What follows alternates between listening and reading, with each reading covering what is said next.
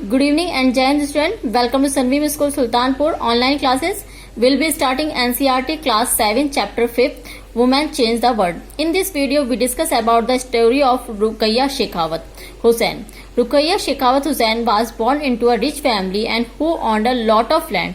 Though she know how to read and write Urdu, and she was stopped from learning Bangla and English.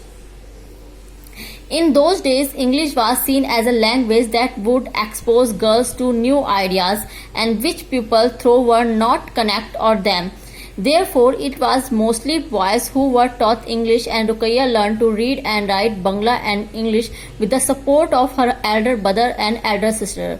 Ruqaiya Begum एक rich family से belong करती थी. उनको उर्दू लिखनी पढ़नी दोनों आती थी, लेकिन वो बांग्ला और इंग्लिश सीखना चाहती थी. लेकिन जिस टाइम में वो ये दोनों लैंग्वेज को सीखना चाहती थी, उस टाइम में लेडीज को अलाउड नहीं था कि वो इंग्लिश लैंग्वेज को सीखे.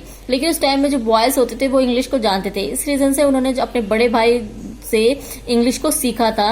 And she went on become a writer and she wrote a remarkable story title Sultana Dream in 1905 to practice in her English skills.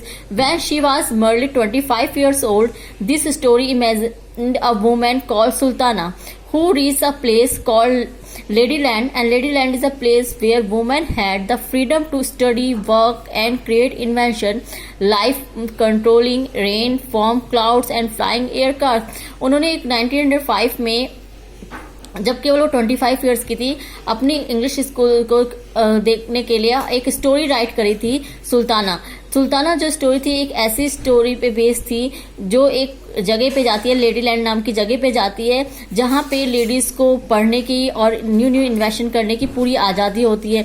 वो उड़ती हुई कारें चलाती हैं, क्लाउड्स में जाती हैं और उनके हैंड में रहता है कि वो रेन को कंट्रोल कर सकती हैं. Their aggressive guns and other weapons of war defeated by brain power of women. और जो वेपन्स वगैरह थे उनको वो अपनी ब्रेन पावर से उनको हरा देती है. As Sultana tells in Ladyland with sister Sara, she awakens to realize that she was only dreaming. और स्टोरी में ये भी दिखाया गया जो सुल्ताना थी वो लेडीलैंड में अपनी सिस्टर के साथ जाती है, लेकिन जब वो जागती है तो उसे याद आता है कि ये वो केवल एक उसका ड्रीम था. As you can see, Ruqayya Shekhawat Hussain was dreaming of women flying planes and cars even before girls were being allowed to go to school. उस टाइम में उनकी ये सोच कहीं ना कहीं ये दिखाती है, ये शो करती है कि जिस टाइम में गर्ल्स को अलाउड नहीं था स्कूल जाने तक में, उस टाइम वो ये सोचती थी कि इस तरह के इन्वेंशन किए जाए और जो गर्ल्स हैं वो इस इतनी आगे बढ़ जाए. And before girls were being allowed to go to school, this was the way in which education and learning had changed Ruqayya's own life. And Ruqayya did not stop at getting education just for herself. Her education gave her the power not only to dream and write, but also to do more to help other girls and go to school and to build their own dreams in 1910. And she started a school for girls in Kolkata, and to this day the school is still functioning. जिस time में उन्होंने ये book लिखी थी सुल्ताना लेडीलैंड नामक book जो लिखी थी सुल्ताना की स्टोरी पे, उस टाइम में गर्ल्स को अलाउड तक नहीं था कि वो स्कूल जाएं या कुछ इस तरह वर्क करें.